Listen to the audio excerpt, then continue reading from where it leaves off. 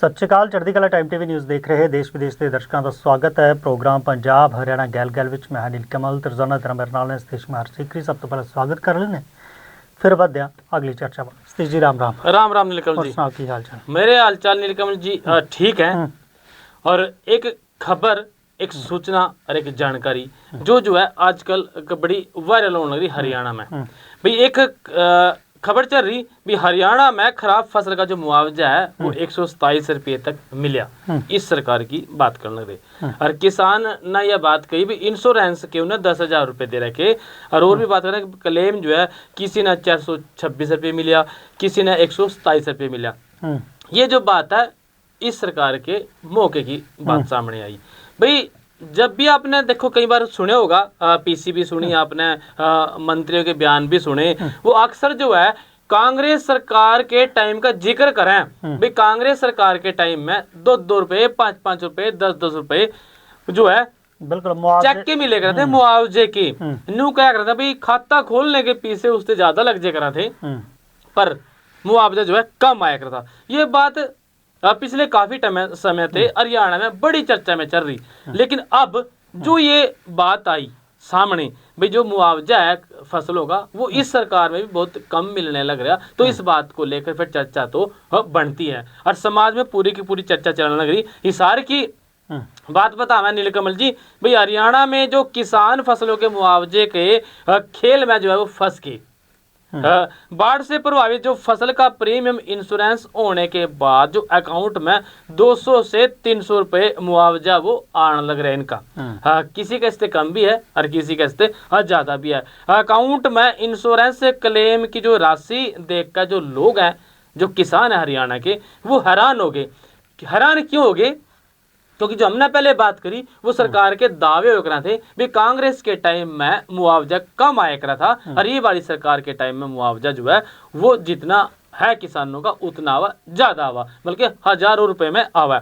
लेकिन ये जो बात होने लग रही ये इस दावे के विपरीत किसानों ने कर दी। किसान नेता भी जो है मामले को लेकर बड़े एक्टिव नजर आने लग रहे और उनका ये कहना है कि अगर सरकार ने सही तरीके से मुआवजा नहीं दिया तो फिर पक्का मोर्चा लगाएगा, धरना जो है वो लगाया जाएगा। हरियाणा की बात होने लगी। बीती जो बरसात थी, पिछले दिनों जो बरसात हुई थी, काफी बरसात हुई थी। बाढ़ से प्रदेश के चरखी दादरी, हिसार, भिवानी के किसानों की जो फसल थी वो डूब गई थी, डूबी और जगह भी थी नीलकमल जी, जिसका मुआवजा अब कंपनियों के द्वारा किसानों को दिया गया। और किसानों का आरोप है इस बात का कि कम नुकसान वाले खेत की जांच करके कंपनियों ने सारे का सारा मड़ुआ जो वो लगा दिया। भाई एक क्षेत्र में किसी का एक खेत देख लिया, इसका नुकसान हो रहा 10%, 5%, और सारे के सारे उसी तरीके से जोड़ कर वो मुआवजा दे दिया। अब किसानों के खाते में सिर्फ 171 रुपये आए, एक किसान की बात होने लग रही, जबकि जो है बीमा कंपनी ने इंश्योरेंस करने की एवज में किसान पे थे 4,000 रुपये लिए। भाई 4,000 रुपये मुआवजे के ले लिए और मुआवजा दिया 171 रुपये। फिर 4,000 रुपये देने का फायदा क्या होया? इंश्योरेंस तो आदमी जब कराया करे ना, भाई मेरे मुसीबत के टाइम में यो इंश्योरेंस की जो मैं राशि देने लग रहा हूँ वो मेरे काम आएगी। अगर इंश्योरेंस की राशि जो कटी है वो ज्यादा होगी और मुआवजा 171 आ गया तो फिर कौन जो है इंश्योरेंस करवाएगा? इसका मतलब यह इंश्योरेंस भी मजबूरी मोरे। इंश्योरेंस के पैसे ਜਿਹੜੇ ਉਹ ਹਜ਼ਾਰਾਂ ਚ ਲੈ ਲਏ ਤੇ ਮੁਆਵਜ਼ੇ ਦੀ ਜਦੋਂ ਗੱਲ ਆਈ ਤਾਂ ਫਿਰ ਉਹ ਰੁਪਈਆਂ ਚ ਜਿਹੜੇ ਨੇ ਉਹ ਦਿੱਤੇ ਗਏ। ਇਹਦੇ ਤੇ ਪਹਿਲਾਂ ਵੀ ਸਥਿਤੀ ਜੀ ਇੰਸ਼ੋਰੈਂਸ ਕੰਪਨੀਆਂ ਦੇ ਉੱਤੇ ਜਿਹੜੇ ਨੇ ਉਹ ਸਵਾਲ ਉੱਠਦੇ ਰਹੇ ਨੇ। ਤੋਂ ਪਹਿਲਾਂ ਵੀ ਜਦੋਂ क्षतिपूर्ति पोर्टल तो पहला भी जो बीमे की गल आती रही है कि फसलों के बीमे भी किए जा रहे हैं, पर उदों भी ये सवाल उठते रहे हैं कि कंपनियां जिहड़ियां ने वो लै लैंदियां ने बीमे की राशि, पर जदों मुआवजे की गल आती है उदों वो मुआवजा उन्होंने दिता नहीं जाता।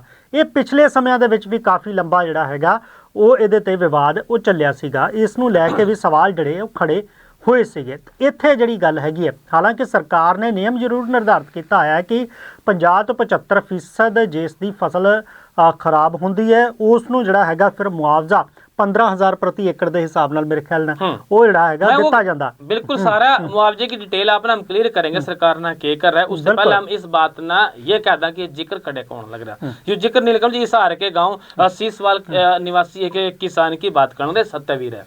हाँ, सत्यवीर के अनुसार भाई उसने जो है 983 रुपये उसका जो है वो खाते में आए, जबकि उसका जो इंश्योरेंस है कंपनी ने लगभग 13,000 रुपये जो है वो काट रखे और 6 एकड़ की जो फसल खराब हुई थी और उसके बाद 6 किले के उनने 983 रुपये का जो मुआवजा है वो मिला। किस कटवा रखी? 13,000 रुपये। इस बात का सवाल उठ गया। अब घर में किसान को अभी हम तो घर से पैसे लगाकर खेती करना करे, जो राव विलास जिसका नाम था राव लवास खुर्द के किसान महावीर की बात करना करे, अभी 6ठे महीने में बीमा कंपनी ने 10,000 रुपये वो काट लेती है उनसे, मगर 3 साल में फसल खराब होने के बाद भी कोई क्लेम जो है वो मिला नहीं। भाई फसल का जो बीमा है वो हर बार वो काट ले उनसे। जब फसल खराबी की बात आई 3 साल तक तो बीमा लिया नहीं, जब लेने की बात आई तो फिर जो है 426 रुपये उसके अकाउंट में आए। तो जो है अब घर से पैसे लगाकर खेती जो है वो करनी पड़ने लग रही। महिला किसान थी कोई, उसकी हम बात करें 127 रुपये उसने मिले। हिसार की वह रहने वाली थी उसमें तो 2 एकड़ की फसल उसकी खराब होगी, मगर उसका जो मुआवजा था वह 171 रुपये और कुछ पैसे आया। यूं कहूँ कि 4 पैसे के उसमें जिक्र हो रहा। बताया कि 4,000 रुपये की किस्त जो है कंपनी ने वो काट रखी। किरतान गांव के किसान सुरेंद्र ने 3.5 एकड़ की फसल उसकी खराब होने के बदले 235.18 रुपये जो है उसका क्लेम मिला, जिसके साथ ही किसान निर्मला देवी के अकाउंट में केवल 127 रुपये और 1 पैसा कम 69 पैसे जो है वो खाते में आए। उसके मैसेज आए उसमें, और मैसेज में लिख रखा कि प्रधानमंत्री जी के सौजन्य से प्रधानमंत्री फसल बीमा योजना के अंतर्गत खरीफ 2025 के लिए आपका जो ₹171.4 पैसे का जो का अंतिम दावा है कंपनी HDRC ERGO द्वारा आपके आधार जुड़े बैंक खाते में वो जमा कर दिया गया। मतलब इसके मैसेज भी आने नीचे ये भी अगर कोई शिकायत हो इसके लिए तो फिर फोन नंबर दे रहा है उस पर जो है टोल फ्री नंबर है 414-447 पे आप संपर्क कर दो। व्हाट्सएप नंबर भी दे रखा 70-665 और 51-447 उसका जो नंबर है वो भी दे रखा, वेबसाइट भी है। मतलब फिलहाल जो है जो बातें करे करा थे कांग्रेस की सरकार के टाइम में भी मुआवजा आए नहीं करा था, तो वो हाल जो है अब इन किसानों के इस सरकार में भी बन गए। ਬਿਲਕੁਲ ਗਲਤ ਦਾਵਾ ਹੈ ਇਸ ਬਾਤ ਦਾ ਆਰੋਪ ਦਾਅਵੇ ਹੈ ਇਸ ਤਰ੍ਹਾਂ ਦੇ ਹੋ ਰਹੇ ਨੇ। ਪਰ ਬੀਮਾ ਕੰਪਨੀਆਂ ਦਾ ਜਿਹੜਾ ਕੀ ਹਾਲ ਹੈ ਕਿ ਫਸਲ ਬੀਮਾ ਸਰਕਾਰ ਵੀ ਬੜੇ ਵੱਡੇ ਪੱਧਰ ਤੇ ਪ੍ਰੋਤਸਾਹਿਤ ਕਰਦੀ ਹੈ, ਪਰ ਜਦੋਂ ਮੁਆਵਜ਼ੇ ਦਾ ਟਾਈਮ ਆਇਆ ਤਾਂ ਇਹ ਕੁਝ ਜਿਹੜੀਆਂ ਘਟਨਾਵਾਂ ਉਹ ਨਿਕਲ ਕੇ ਸਾਹਮਣੇ ਕਿ ਬੀਮਾ ਕੰਪਨੀਆਂ ਜਿਹੜੀਆਂ ਨੇ ਕਲੇਮ ਦੇ ਨਾਮ ਦੇ ਉੱਤੇ ਕਿਸ ਤਰੀਕੇ ਦੇ ਨਾਲ ਜਿਹੜਾ ਹੈਗਾ ਨਾਮ ਮਾਤਰ ਜਿਹੜਾ ਹੈਗਾ ਉਹਨਾਂ ਨੂੰ ਮੁਆਵਜ਼ੇ ਦੀ ਰਕਮ ਉਹ ਦਿੱਤੀ ਜਾ ਰਹੀ। ਇਹਦੇ ਤੇ ਵੀ ਸਤੀਸ਼ ਜੀ ਇੱਕ ਚੈੱਕ ਐਂਡ ਬੈਲੈਂਸ ਇਹ ਕਾਰਵਾਈ ਜਿਹੜੀ ਆ ਹੋਣੀ ਚਾਹੀਦੀ ਹੈ। ਇਹ ਸਰਕਾਰ ਨੂੰ ਵੇਖਣਾ ਚਾਹੀਦਾ ਹੈ ਕਿ ਕੀ ਕਈ ਬਲੈਕਲਿਸਟ ਕੰਪਨੀਆਂ ਨੂੰ ਤਾਂ ਨਹੀਂ ਬੀਮੇ ਦੀ ਜਿਹੜੀ ਜ਼ਿੰਮੇਵਾਰੀ ਦੇ ਦਿੱਤੀ ਗਈ, ਕਿਉਂਕਿ ਪਹਿਲਾਂ ਵੀ ਇਸ ਤਰ੍ਹਾਂ ਦੀਆਂ ਗੱਲਾਂ ਹੁੰਦੀਆਂ ਰਹੀਆਂ।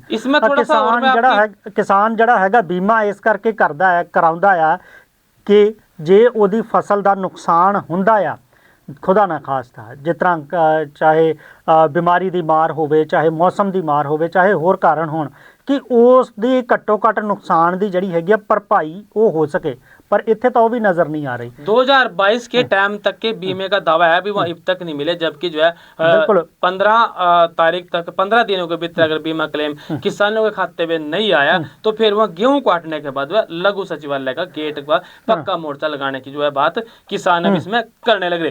जो नियम की बात करो तो नीलकंठ जी वो भी बता दें। 2022 ਦਾ ਜ਼ਿਕਰ ਆ ਗਿਆ, ਹੁਣ ਤਾਂ 2026 ਚੱਲ ਰਿਹਾ। ਉਹੀ ਗੱਲ ਕਰ ਰਹੇ ਕਿ ਪਹਿਲਾਂ ਵੀ ਜਿਹੜੇ ਬੀਮੇ ਦੇ ਨਹੀਂ ਮਿਲੇ ਤੇ ਫਸਲ ਦਰ ਫਸਲ ਜਦੋਂ ਕਟਾਉਂਦੀ ਆ ਫਿਰ ਕਹਿੰਦੇ ਕਿ ਆਪਾਂ ਫਸਲ 'ਚ ਅਸੈਸਮੈਂਟ ਕਰਨੀ ਆ, ਉਹਦੇ 'ਚ ਕਿੰਨੇ ਦਿਨ ਲੈਂਦੇ ਨੇ। ਇਹ ਵੀ ਕੰਪਨੀਆਂ ਕਿਤੇ ਨਾ ਕਿਤੇ ਜਿਹੜਾ ਹੈਗਾ ਆਪਣੀ ਜੇਬ ਭਰਨ ਵੱਲ ਖਿਆਲ ਕਰ ਰਹੀਆਂ, जद कि किसान वाले ना दा भी ख्याल पहला तो किसान जो है यू बीमा करवाकर राजी को नहीं, पहला राजी बिल्कुल राजी नहीं है। कहने की बात है, ये किसानों की बात है भाई, वो राजी नहीं है भाई, घरते जो है पैसे देने पड़े। उसके बाद मुआवजा चाहे फसल कई बार खराब हो जाए, कई बार नहीं भी होती। जिस साल फसल खराब नहीं हुई उस साल वो 4-5 हजार रुपए जितने लगते हैं जो प्रीमियम है वो तो गया उनका। किसानों के मन में यह बात है। अब दूसरी बात यह आगी कि जब बीमा करवाई लिया पैसे कटने लग रहे, क्योंकि पीछे से बड़े रोड़े पड़े भी बैंक ऑटोमेटिक ही जो है खाते में से पैसे उनके काटता है बीमे के नाम पर। इस बात की चर्चा रही है। जब वो पैसे कटने लगे, अब जो बीमा है वो सैकड़ों रुपए में आने लग रहा है, उस बात की चर्चा है। अब होना क्या चाहिए था? ਬਿਲਕੁਲ ਸਤੀਸ਼ ਜੀ, ਇੱਥੇ ਇੱਕ ਗੱਲ ਹੋਰ ਕਹਿ ਦਾਂ ਕਿ ਜਦੋਂ ਪਹਿਲੀਆਂ ਗੱਲ ਹੁੰਦੀ ਸੀ ਕਿ ਉਦੋਂ ਫਸਲਾਂ ਦੇ ਬੀਮੇ ਨਹੀਂ ਸੀ ਹੁੰਦੇ, ਉਦੋਂ ਡਾਇਰੈਕਟ ਸਰਕਾਰ ਜਿਹੜੀ ਹੈਗੀ ਆ ਉਹ ਅਸੈਸਮੈਂਟ ਕਰਕੇ ਪਟਵਾਰੀਆਂ ਦੇ ਜ਼ਰੀਏ, ਗਰਦਾਵਰੀਆਂ ਦੇ ਜ਼ਰੀਏ ਫਿਰ ਜਿਹੜਾ ਹੈਗਾ ਸਰਕਾਰ ਜਿਹੜੇ ਹੈਗੇ ਉਹ ਖਾਤੇ ਚੈੱਕ ਜਿਹੜੇ ਦਿੱਤੇ ਜਾਂਦੇ ਸੀਗੇ। ਪਰ ਇੱਥੇ ਗੱਲ ਸਰਕਾਰ ਦੀ ਨਹੀਂ ਹੋ ਰਹੀ, ਕਿਉਂਕਿ ਇੱਥੇ ਜਿਹੜੇ ਫਸਲ क्षतिपूर्ति पोर्टल भी बने हुए हैं। सरकार के टाइम की बात करन लग रहे, ਸਰਕਾਰ ਦੇ ਟਾਈਮ ਦੀ ਉਸ ਦੀ ਗੱਲ ਹੈ। ਪਰ ਇੱਥੇ ਗੱਲ ਖਾਸ ਕਰਕੇ ਹੁਣ ਬੀਮਾ ਕੰਪਨੀਆਂ ਦੀ ਆ ਗਈ ਹੈ। ਸਰਕਾਰ ਹਮਾਇਤ ਕਰਦੀ ਹੈ ਉਹਨਾਂ ਦੀ ਕਿ ਬੀਮੇ ਕਰਵਾਓ, ਪਰ ਜਦੋਂ ਮੁਆਵਜ਼ੇ ਵੇਲੇ ਹੁੰਦੀ ਹੈ तो इस तरह की गल फिर किसान अपने आप को ठग्या महसूस कर। देखो बात तो नीलकमल जी होगी, जब पिछली सरकारों के टाइम की बात हो रही, चाहे सरकार दे रही हो उसमें, चाहे वो बीमा कंपनियां दे रही हो, और सबका जो है संरक्षण तो सरकार के हाथ में, देखना तो सरकार ने, क्योंकि हरियाणा में क्या होने लग रहा है वो हरियाणा सरकार ने देखना है। ऐसा नहीं है कि बीमा कंपनियां किसानों के साथ ऐसा करती रहेंगी और सरकार हाथ पैर धरे बैठी रहेगी, ये भी नहीं होता। अब बात करते हैं अभी जिन किसानों की फसल का नुकसान 50% से 75% तक का होया, उन्हें सरकार की ओर से 12,000 रुपए प्रति हेक्टर तक मुआवजा वो मिलता है। इसके अलावा जिन किसानों का 75% से ज्यादा का नुकसान होता है, उनको जो है 15,000 रुपए प्रति हेक्टर प्रति उसके हिसाब से मुआवजा दिया जावा।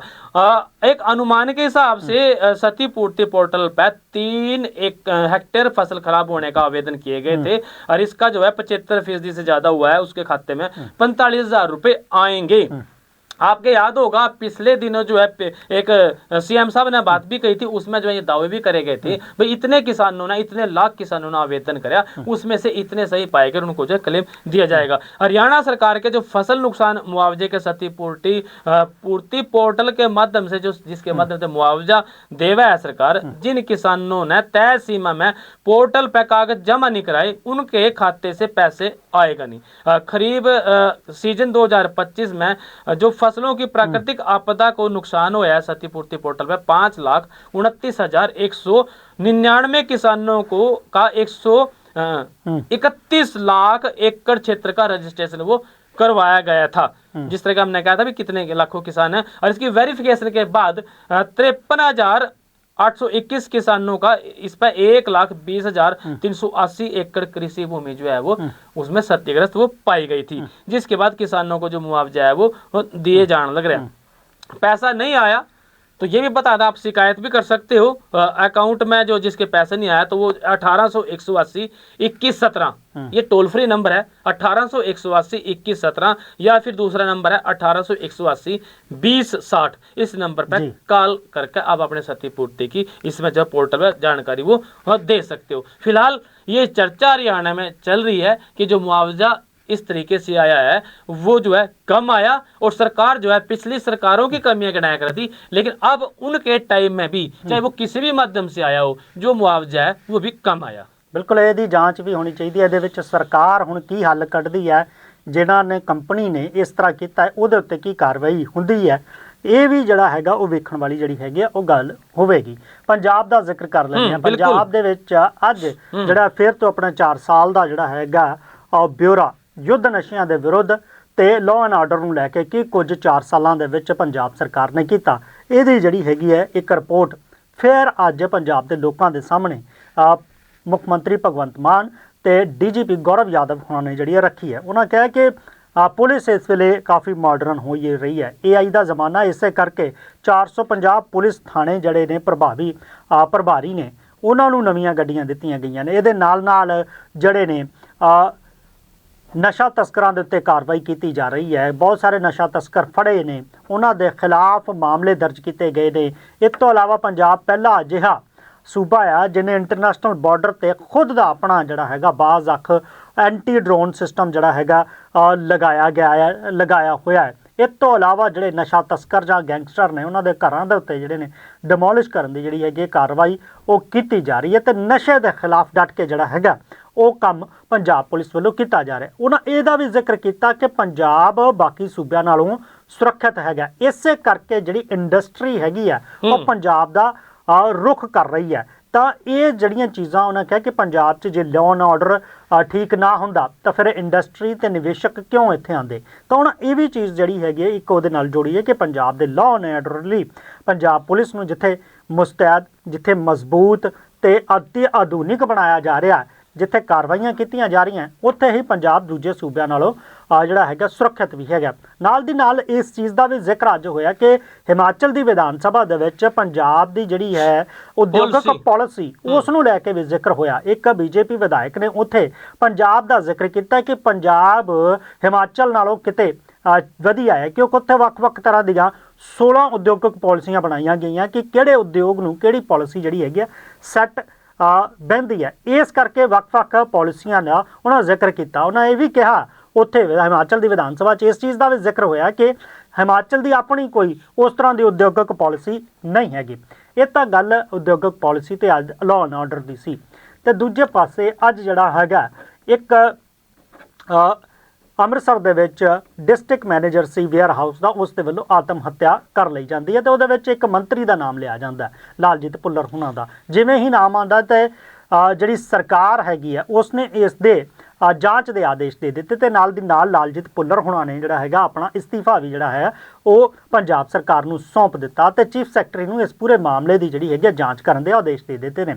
ਸਿੱਧਾ ਜਦੋਂ ਸਥਿਤੀ ਅਕਸਰ ਹੁੰਦਾ ਕੀ ਹੈ ਕਿ ਜਦੋਂ ਇਦਾਂ ਦੇ ਕਦੀ ਮਾਮਲੇ ਦਰਜ ਆਉਂਦੇ ਨੇ, ਕਿਸੇ ਮੰਤਰੀ ਜਾਂ ਕਿਸੇ ਦਾ ਵੱਡੇ ਨੇਤਾ ਦਾ ਨਾਮ ਆਉਂਦਾ ਤਾਂ ਅਕਸਰ ਸਰਕਾਰਾਂ ਜਾਂ ਫਿਰ ਹੋਰ ਜਿਹੜੇ ਨੇ ਨੇਤਾ ਉਹ ਟਾਲਣ ਦੀ ਕੋਸ਼ਿਸ਼ ਕਰਦੇ ਨੇ ਜਾਂ ਕੋਈ ਕਾਰਵਾਈ ਨਹੀਂ ਕਰਦੇ। ਪਰ ਇਹਦੇ 'ਚ ਪਹਿਲੀ ਪ੍ਰਾਥਮਿਕਤਾ ਦੇ ਉੱਤੇ ਹੀ ਲਾਲਜੀਤ ਭੁੱਲਰ ਹੁਣਾਂ ਆਪਣਾ ਇਸਤੀਫਾ ਦਿੱਤਾ ਤੇ ਮੁੱਖ ਮੰਤਰੀ ਨੇ ਵੀ ਕਿਹਾ ਕਿ ਇਹ ਕਿਸੇ ਵੀ ਤਰ੍ਹਾਂ ਦੀ ਜੇ ਕੋਈ ਜਾਂਚ ਹੁੰਦੀ ਹੈ ਇਹਦੇ ਵਿੱਚ ਕੁਝ ਆਉਂਦਾ ਤਾਂ ਉਸ ਦੇ ਆਧਾਰ ਤੇ ਜਿਹੜੀਆਂ ਨੇ ਉਹ ਕਾਰਵਾਈਆਂ ਹੋਣਗੀਆਂ, ਕਿਸੇ ਤਰੀਕੇ ਨਾਲ ਜਾਂਚ ਪ੍ਰਭਾਵਿਤ ਨਾ ਹੋਵੇ। ਇਸ ਕਰਕੇ ਮੰਤਰੀ ਕੋਲੋਂ ਇਸਤੀਫਾ ਲੈ ਲਿਆ ਗਿਆ।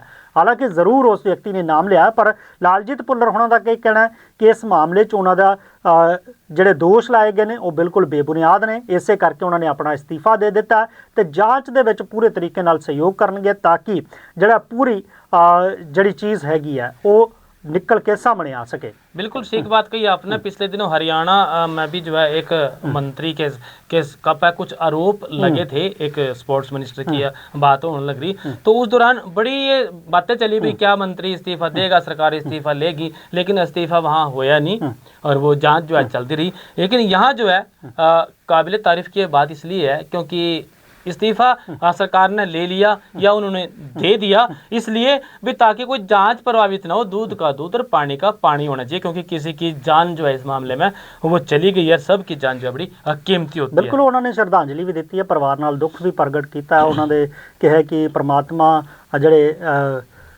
डिस्ट्रिक्ट मैनेजर ने ਉਹਦੇ ਵੇਅਰ ਹਾਊਸ ਦੇ ਜਿਹੜੇ ਕਿ ਚਲੇ ਗਏ ਮੰਦਭਾਗੀ ਘਟਨਾ ਨੂੰ ਦੱਸਿਆ ਤੇ ਕਿਹਾ ਕਿ ਉਹਨਾਂ ਦੀ ਆਤਮਾ ਨੂੰ ਸ਼ਾਂਤੀ ਮਿਲੇ। ਪਰ ਉਧਰ ਵਿਰੋਧੀ ਧਿਰ ਜ਼ਰੂਰ ਸਰਕਾਰ ਦੇ ਉੱਤੇ ਇਸ ਚੀਜ਼ ਨੂੰ ਲੈ ਕੇ ਹਮਲਾਵਰ ਹੈ ਕਿ ਕੀ ਇਹਦੇ ਵਿੱਚ ਕੀ ਪਿੱਛੇ ਸੀਗਾ, ਇਹਦੇ ਬਾਰੇ ਪਤਾ ਹੋਣਾ ਚਾਹੀਦਾ। ਸਰਕਾਰ ਤੇ ਜਿਹੜੇ ਨੇ ਉਹ ਲਗਾਤਾਰ ਸਵਾਲ ਚੁੱਕੇ ਜਾ ਰਹੇ ਨੇ ਕਿ ਕੀ ਇਹ ਕੁਝ ਤਾਂ ਵਿਰੋਧੀ ਕਹਿ ਰਹੇ ਕਿ ਸ਼ਾਇਦ ਇਹ ਜਿਹੜਾ ਹੈਗਾ ਉਹ ਇਸਤੀਫਾ ਲੈਣ ਦਾ ਜਿਹੜਾ ਡਰਾਮਾ ਕੀਤਾ ਗਿਆ ਕਿਉਂਕਿ ਜਿਵੇਂ ਹੀ ਇਹ ਖਬਰ ਆਈ, ਜਿਵੇਂ ਉਹ ਵੀਡੀਓ ਸਾਹਮਣੇ ਆਈ ਤਾਂ ਬਿਕਰਮ ਸਿੰਘ ਮਜੀਠੀਆ ਉਹ ਵੀ ਜਿਹੜੇ ਨੇ ਉੱਥੇ ਪਹੁੰਚ ਗਏ, ਹਸਪੀਟਲ ਪਹੁੰਚੇ। ਫਿਰ ਜਿਹੜੇ ਇੱਕ ਔਜਲਾ ਨੇ, ਗੁਰਜੀਤ ਸਿੰਘ ਔਜਲਾ, ਉਹ ਵੀ ਹਸਪੀਟਲ ਪਹੁੰਚੇ। ਇਹਦੇ ਨਾਲ ਜਿਹੜੇ ਪੰਜਾਬ ਬੀਜੇਪੀ ਦੇ ਪ੍ਰਧਾਨ ਨੇ ਸੁਨੀਲ ਜਾਖੜ, ਉਹ ਵੀ तमाम ਤਰ੍ਹਾਂ ਦੇ ਸਵਾਲ ਜਿਹੜੇ ਨੇ ਹੁਣ ਸਰਕਾਰ ਨੂੰ ਜਿਹੜਾ ਉਹ ਘੇਰ ਰਹੇ ਨੇ। ਇਹਦੇ ਨਾਲ ਪ੍ਰਤਾਪ ਸਿੰਘ ਬਾਜਵਾ ਉਹਨਾਂ ਨੇ ਵੀ ਟਵੀਟ ਕੀਤਾ ਕਿ ਇਹ ਹੁਣ ਵੇਖਣਾ ਇਹ ਹੈ, ਸਰਕਾਰ ਦੀ ਜ਼ਿੰਮੇਵਾਰੀ ਬਣਦੀ ਹੈ ਕਿ ਇਹਦੇ ਵਿੱਚ ਜਿਹੜਾ ਹੈਗਾ ਉਹ ਸੱਚਾਈ ਸਾਹਮਣੇ ਆਉਣੀ ਚਾਹੀਦੀ ਹੈ। ਟਵੀਟ ਲੰਬਾ ਚੌੜਾ ਪਰ ਲਾਸਟ ਦੇ ਵਿੱਚ ਉਹਨਾਂ ਨੇ ਇਹ ਜ਼ਰੂਰ ਕਿਹਾ ਕਿ ਜਿਹੜਾ ਸਵਾਲ ਹੈਗਾ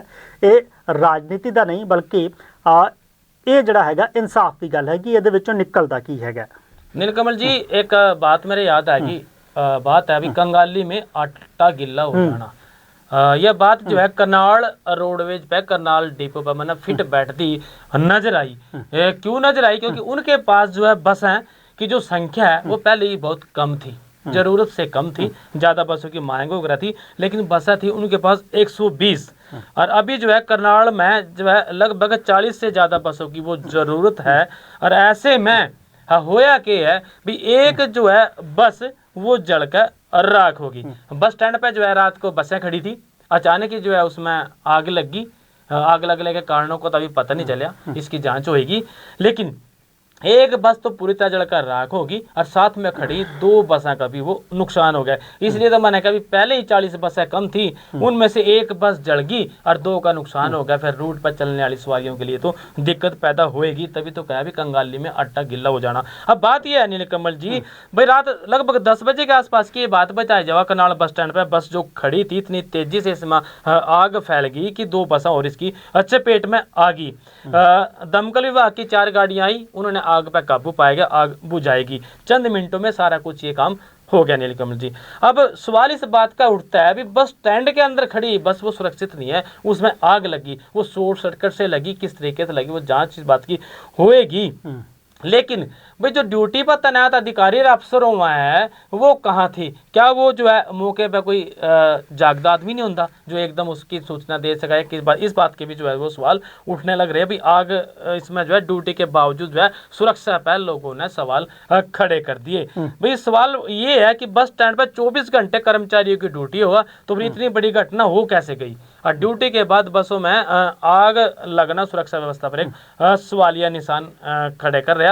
भाई जब ड्यूटी थी और उसके बाद आग लगने लग रही, शॉर्ट सर्किट से आग लगने की आशंका इसमें बताई जा रही। बाकी सारा कुछ जो है वो जांच में सामने आ जाएगा। बिल्कुल जांच ਦੇ ਵਿੱਚ ਜਿਹੜਾ ਹੈਗਾ ਉਹ ਸਾਹਮਣੇ ਆਉਣਾ ਚਾਹੀਦਾ। ਪਰ ਸਤੀਸ਼ ਜੀ ਸਭ ਕੁਝ ਠੀਕ ਠਾਕ ਹੈ ਜਾਂ ਨਹੀਂ ਹੈ, ਪਰ ਇਹ ਵੀ ਗੱਲ ਕਰ ਲਈਏ ਵੀ ਹਰਿਆਣਾ ਸਿੱਖ ਗੁਰਦੁਆਰਾ ਮੈਨੇਜਮੈਂਟ ਕਮੇਟੀ ਜਿਹੜੀ ਗੁਰਦੁਆਰਿਆਂ ਦੇ ਲਈ ਬਣਾਈ ਗਈ ਸੀਗੀ, ਉੱਥੋਂ ਦੀ ਮੈਨੇਜਮੈਂਟ ਦੇ ਲਈ ਬਣਾਈ ਗਈ ਸੀ, ਕਾਫੀ ਲੰਬੇ ਸਮੇਂ 'ਚ ਉਹਦੇ 'ਚ ਵੀ ਸਭ ਕੁਝ ਜਿਹੜਾ ਹੈ ਠੀਕ ਠਾਕ ਨਹੀਂ ਨਜ਼ਰ ਆ ਰਿਹਾ। हाथ साफ हो गया उसमें। ਬਿਲਕੁਲ ਹੱਥ ਜਿੱਦਾਂ ਬੀਤੇ ਦਿਨ ਦੀ ਆਪਾਂ ਗੱਲ ਕਰੀਏ ਤਾਂ ਇੱਕ ਭੋਗ ਸਮਾਗਮ ਦੇ ਉੱਤੇ ਜਿਹੜੇ ਨੇ ਜਗਦੀਸ਼ ਸਿੰਘ ਝੀਂਡਾ ਜਿਹੜੇ ਅੱਜ ਹਰਿਆਣਾ ਸਿੱਖ ਗੁਰਦੁਆਰਾ ਮੈਨੇਜਮੈਂਟ ਕਮੇਟੀ ਦੇ ਪ੍ਰਧਾਨ ਸੀਗੇ ਉਹ ਵੀ ਪਹੁੰਚੇ ਹੋਏ ਸੀ, ਬਲਜੀਤ ਸਿੰਘ ਦਾਦੂਵਾਲ ਵੀ ਪਹੁੰਚੇ ਹੋਏ ਸੀਗੇ। ਉੱਥੋਂ ਵਿਵਾਦ ਵੱਧਦਾ ਤਾਂ ਇੱਕ ਦੂਸਰੇ ਦੇ ਉੱਤੇ ਜਿਹੜੀਆਂ ਨੇ ਉਹ ਇਲਜ਼ਾਮਬਾਜ਼ੀਆਂ ਵੀ ਇਹ ਲੱਗਦੀਆਂ ਨੇ। ਜਿਹੜੇ ਜਗਦੀਸ਼ ਸਿੰਘ ਝੀਂਡਾ ਨੇ ਉਹ ਕਹਿੰਦੇ ਨੇ ਕਿ ਮੈਨੂੰ ਪਿਸਤੌਲ ਦਿਖਾਈ ਗਈ, ਧਮਕਾਇਆ ਗਿਆ, ਤਾਂ ਧਮਕੀਆਂ ਵੀ ਦਿੱਤੀਆਂ ਗਈਆਂ। ਦੂਜੇ ਪਾਸੇ ਬਲਜੀਤ ਸਿੰਘ ਦਾਦੂਵਾਲ ਹੋਣਾ ਨੇ ਵੀ ਉਹਦੇ ਤੇ ਉਹਨਾਂ ਉੱਤੇ ਜਿਹੜਾ ਹੈਗਾ ਮਾਮਲਾ ਉਹ ਦਰਜ करवा दिता। तो इस तरह दी घटनावां जड़ियां ने हुण अब इसमें नया क्या होया नीलकमल जी? नया इसमें होया जो मीरी पीरी संस्थान है साहबाद के पास, उसकी सेवा संभाल को लेकर इनमें विवाद हो गया। और विवाद हो इतना बढ़ गया भी कोर्ट के किसी फैसले की बात करेगी। एक पार्टी कहने लगी भी ये कोर्ट का फैसला है, इसकी सेवा हम करेंगे, और दूसरी पार्टी कहने लगी भाई इस पे जो स्टे हो रहा है इन बात को लेकर उनकी बातचीत चल रही थी। और इसी दौरान जो है उनमें जो कुरुक्षेत्र जिले के शाहबाद में देर रात की जो मीरी पीरी में घटना घटी है, इसमें जो मीत प्रधान है गुरबीर सिंह तलाकोर को एक सिख ने सीधे तौर पर उस पर जो है बताया जाओ भी थप्पड़ वो मार दिया। बीच बचाव इसमें होया, इसलिए देखूं था भाई ये जो है ना लड़ाई अब इस तरफ भी हो रही कि थप्पड़ों तक इनकी पहुंच गई। जिस तरह का आपने जिक्र करा पहले और अब जिक्र कर रहे इस बात का भी, यहाँ भी ये थप्पड़ों तक जो है पहुंच गई। फिलहाल जो है इसकी शिकायत उसमें दी गई है थाने में। दादूवाला जो है डीएसपी के बीच जो है इसमें तिखी बहस की बात आवा। शुक्रवार को बलजीत सिंह दादूवाला साहबाद के डीएसपी राम कुमार के बीच बहस हुई। इसमें दादूवाला डीएसपी को कहा कि उसने वो उनसे लड़ने नहीं आए, वे अपनी संस्था के बीच में आए। और इस बीच डीएसपी ने उनके बीच में टोकते हुए कहा कि संस्था आपकी नहीं है, संस्था उस दिन आपकी होगी जिस दिन कब्जा आप ले लोगे। इस बात को लेकर जो है उनकी बहस हुई। फिलहाल जो है हरियाणा सिख गुरुद्वारा प्रबंधक कमेटी में मैनेजमेंट को लेकर कुछ चीज़ों को लेकर कभी ना कभी जो बातें हैं ये सामने आने लगी। पिछले दिनों में लगभग 2 बातें ये सामने आ गई जहाँ पे जो है हत्थापाई की बात आई।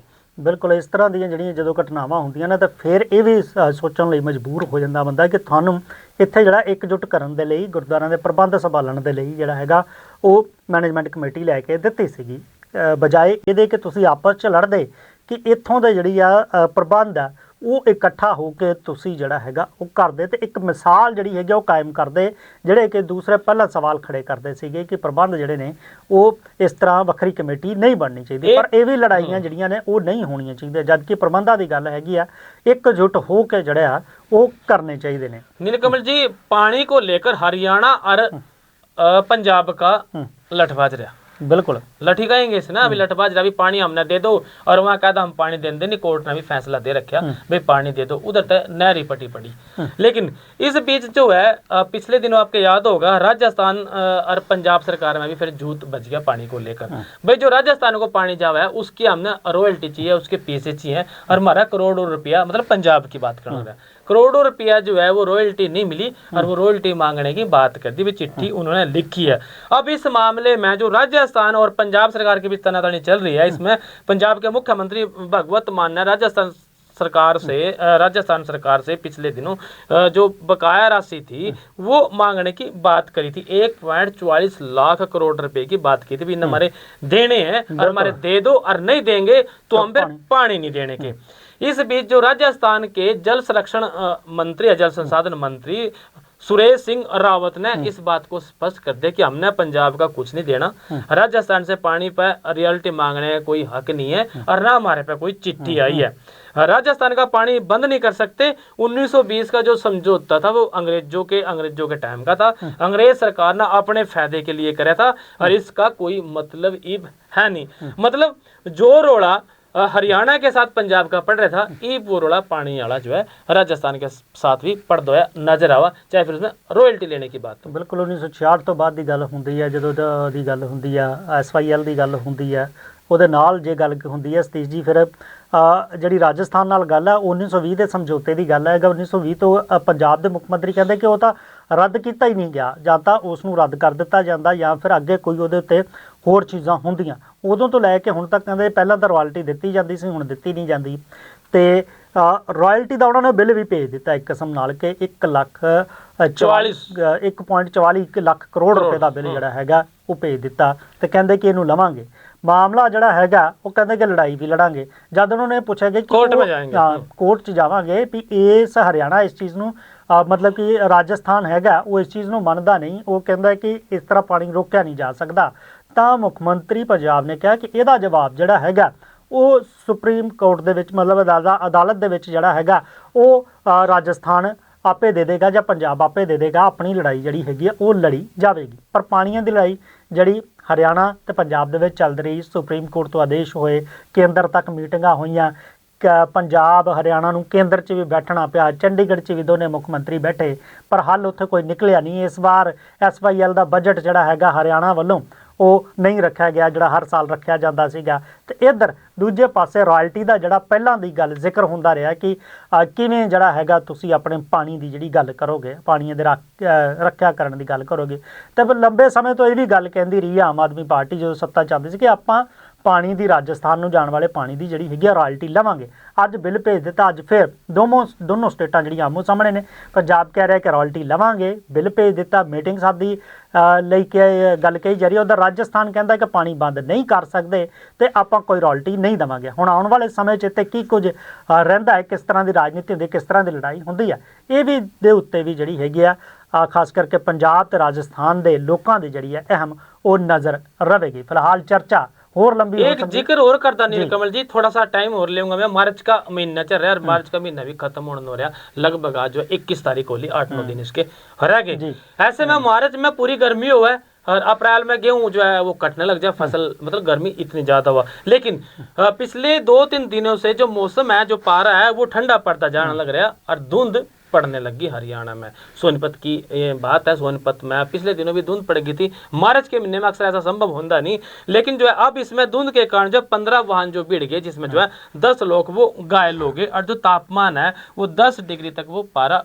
लुढ़किया हुआ है। नीलकमल जी, ट्रेनें जो है वो रद्द करनी पड़ गई है इसको लेकर के।